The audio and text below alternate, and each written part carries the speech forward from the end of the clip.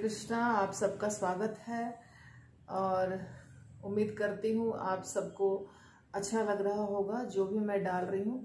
लेकिन यदि आपको कुछ और चाहिए तो आप कृपा करके कमेंट बॉक्स में अपने क्वेश्चन वगैरह लिख दीजिए। जैसे कि आज मुझे कुछ क्वेश्चंस मिले, उसमें से एक क्वेश्चन था, उसके ऊपर मैं आंसर देना चाहती हूँ। एक स्टूडेंट ने मेरे से पूछा कि मैं दुर्गा माता की पूजा करती हूँ तो सब लोग क्यों बोलते हैं कृष्ण की भक्ति करो, क्यों बोलते हैं हरे कृष्ण महामंत्र का जप करो। तो ऐसा प्रश्न बहुत लोगों के दिमाग में उठता है और ये बहुत ही नेचुरल भी है कि कोई व्यक्ति यदि किसी एक देवी का, किसी देवता का, किसी रूप का स्मरण कर रहा है तो उसे चेंज करना मुश्किल है। तो मैं आप लोगों को सिर्फ इतना ही समझा सकती हूँ कि भगवान और देवी देवता थोड़े से अलग हैं। जैसे आप यदि अयोध्या जाते हैं, यदि आप द्वारका जाते हैं, तिरुपति बालाजी जाते हैं, जगन्नाथपुरी जाते हैं और वृंदावन जाते हैं, तो वहाँ जो विग्रह हैं, वहाँ के जो मुख्य विग्रह हैं, उनको ठाकुर जी कहा जाता है। जैसे आप अयोध्या में भी बोलेंगे किशोर किशोरी जी, या फिर जहाँ शालिग्राम शिला की पूजा सत्यनारायण भगवान की जो होती है, शालिग्राम शिला रहते हैं उसमें, उनको भी ठाकुर जी कहा जाता है। और जगन्नाथपुरी में तो हैं ही स्वयं कृष्ण, तिरुपति बालाजी में भी विष्णु भगवान है, वृंदावन में स्वयं कृष्ण है। तो ये जो रूप होते हैं जिनको ठाकुर जी कहा जाता है, पंडित लोग जिनको ठाकुर जी कहते हैं, जो हमारे देश के पंडित हैं, सारे इंडिया के हर हिस्से में सत्यनारायण भगवान की पूजा होती ही है। तो सत्यनारायण भगवान की यानी शालिग्राम शिला की, तो शालिग्राम शिला को भी ठाकुर जी कहते हैं और कृष्ण भगवान को भी ठाकुर जी कहते हैं। उनका जो रूप है, जितना भी, बांके बिहारी जी को ले लीजिए, या तो आप श्याम सुंदर जी को ले लीजिए, गोविंद देव जी को ले लीजिए, किसी भी विग्रह को ले लीजिए, उनके पुजारी उनको ठाकुर जी कहते हैं। और ठाकुर जी और ठाकुराइन यानी कि राधा रानी और किशोर किशोरी जी भी कहते हैं। तो ये जो रूप होता है भगवान का, ये भगवान है, इनकी आराधना करनी चाहिए हर जीव को। अब दुर्गा माता हैं, गणपति जी हैं या शिव जी हैं, इस प्रकार के जो भी भगवान के रूप हैं वो एक खास प्रकार की सेवा के लिए होते हैं। जैसे कि दुर्गा माता इस पूरी दुनिया, जो हम ब्रह्मांड में रह रहे हैं, ये पूरी दुनिया का संचालन करती हैं, इनकी सेवा है। ठीक है, तो अगर आप दुर्गा माता के सेविका हैं या सेवक हैं और आपको उनसे बहुत लगाव है, काली माता, दुर्गा माता, अन्नपूर्णा, बहुत सारे नाम हैं इनके, अलग अलग रूप हैं, थोड़े थोड़े डिफरेंस हैं और उनके नाम भी उसी तरह से बदल जाते हैं। तो आपको ज़्यादा चिंता करने की आवश्यकता नहीं है कि मैं क्या करूं, वो शक्ति है भगवान की।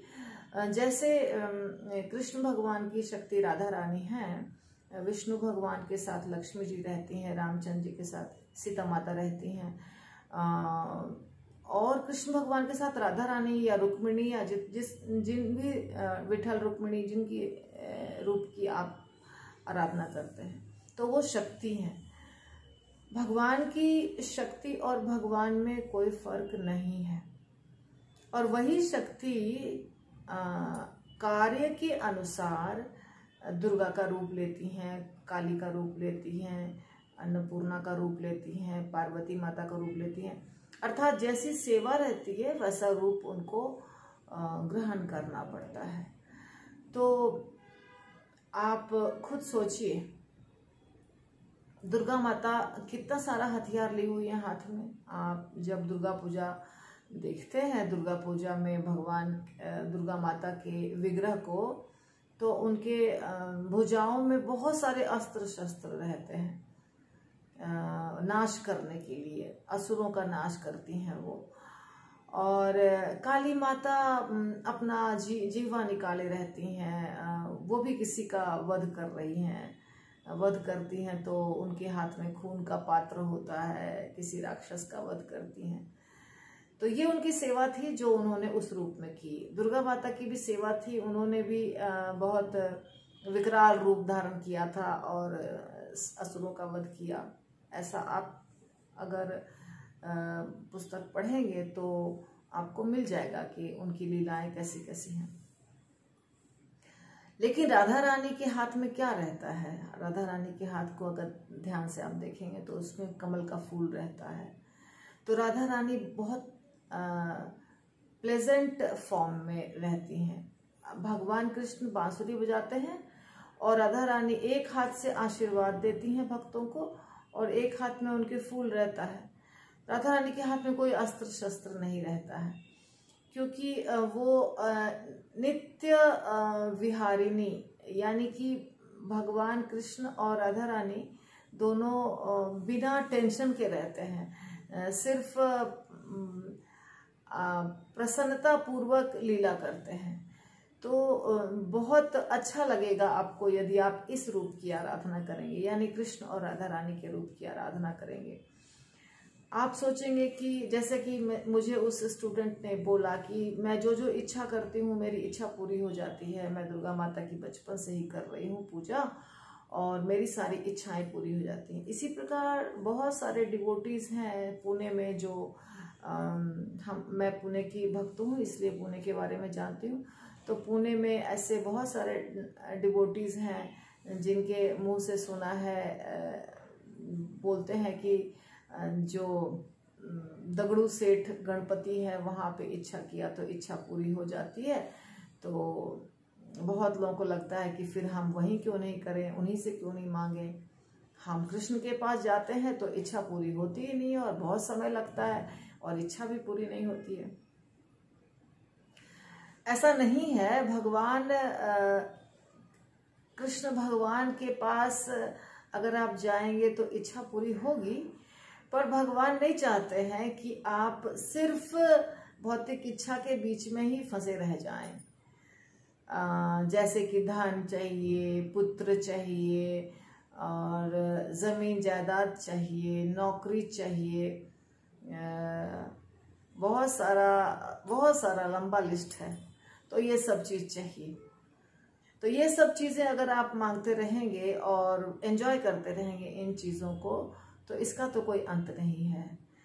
जन्म, मृत्यु, जरा, व्याधि, ये जो 4 मुसीबतें हैं जो हर व्यक्ति को झेलना पड़ता है, वो झेलना ही पड़ेगा यदि आप सिर्फ इन चीज़ों को मांगेंगे और मांगने के बाद उसको आप भोगेंगे, फिर से जन्म लेंगे, फिर से यही चीज़, फिर से अगला जन्म, फिर से बीमारी, फिर से बुढ़ापा, मृत्यु, माँ के गर्भ में आना जाना, पुनरपि जननम पुनरपि मरणम पुनरपि जननी जठरे शयनम, यह संसारे भवदुस्तारे कृपया पाहे पारे मुरारे, कृपया पारे पाहे मुरारे। तो बार बार जन्म लेने का जो चक्कर है, जन्म लेना, माँ के गर्भ में आना और घूमना बार बार, ये समाप्त नहीं होगा। ये समाप्त तब होगा जब आप ठाकुर जी की आराधना करेंगे। यानी ठाकुर जी कौन है? जितने पहले मैंने जो आपको डिस्क्राइब किया, रामचंद्र जी की आराधना करेंगे सीता माता के साथ, लक्ष्मी नारायण की आराधना करेंगे, भगवान कृष्ण और राधा रानी की आराधना करेंगे, या तो विठल रुक्मिणी की करेंगे, जगन्नाथ बलदेव सुभद्रा की करेंगे। ऐसा कोई रूप अगर आप स्वीकार करते हैं अपनी भक्ति के लिए, पूजा के लिए, तो आपका हमेशा के लिए इस दुनिया में आकर चक्कर मारना और कष्ट काटना, ये सब समाप्त हो जाएगा। आप नित्य धाम में प्रवेश करेंगे जिनका नाम है वैकुंठ। बहुत सारे वैकुंठ लोक हैं। आदि वैकुंठ को गोलोक धाम कहते हैं, जहाँ कृष्ण निवास करते हैं। तो ये सारे जो रूप हैं देवी देवताओं के, ये भगवान के आज्ञा से ही विस्तारित हुए हैं और भगवान ने ही अपना विस्तार किया है। और इन सारे रूपों के लिए कुछ खास विशेष प्रकार की सेवा नियोजित की गई है जो ये करते हैं। जैसे सूर्य देवता प्रकाश देते हैं, चंद्र देवता रात को ठंडक देते हैं, ठंडक वाला प्रकाश देते हैं। पृथ्वी माता है जिनके ऊपर आप रहते हैं। वरुण देवता है पानी के देवता, पवन देवता है हवा के देवता। शिव जी संहार करते हैं, ब्रह्मा जी रचयिता हैं। तो ये जो इनकी सेवा है, तो ये महत्वपूर्ण सेवा है और ये करते रहेंगे। लेकिन भगवान कृष्ण से इनका ऐसा संबंध है जैसे एक पेड़ है और पेड़ की जड़ हो गए कृष्ण, और उससे जो ब्रांचेस निकले हैं अलग अलग प्रकार के, छोटी बड़ी टहनियाँ, वो सारे देवी देवता हो गए। यदि आप कृष्ण भगवान यानी कि जड़ में अगर आप पानी डालेंगे तो अपने आप सब जगह पहुंच जाएगा। उसी प्रकार यदि आप भगवान कृष्ण की भक्ति करेंगे तो अपने आप सब संतुष्ट हो जाएंगे। रही बात कि हमको मांगना है कुछ और हमको मिल जाता है आराम से वहाँ पे, तो जब तक आपको इच्छा है आप उनसे मांगिए। कृष्ण से भी मांग सकते हैं, लेकिन देवताओं से मांगने की इच्छा है तो देवताओं से मांगिए। परंतु ठाकुर जी के किसी न किसी रूप से जरूर अटैच होइए, किसी न किसी रूप से। रामचंद्र जी हो, नरसिंह भगवान हो, वराह भगवान हो, परशुराम जी हो, विष्णु भगवान हो, मत्स्य हो, कूर्म हो, कृष्ण हो, बलराम हो, बालाजी हो, जगन्नाथ भगवान हो, कोई ना कोई रूप होना चाहिए जिसको आप फूल चढ़ाइए, पत्ती चढ़ाइए, जल चढ़ाइए, उनकी पूजा करिए, उनकी आराधना करिए, उनको प्रणाम करिए, उनके मंदिर की परिक्रमा करिए। जितना संभव है उतना आप ठाकुर जी की सेवा करिए, इसी से कल्याण होगा। हरि बोल। यदि कोई प्रश्न है तो अवश्य पूछिए, और आप मुझे YouTube पे भी देख सकते हैं, Instagram पे भी देख सकते हैं और जुड़ सकते हैं। हरि बोल। दंडवत प्रणाम।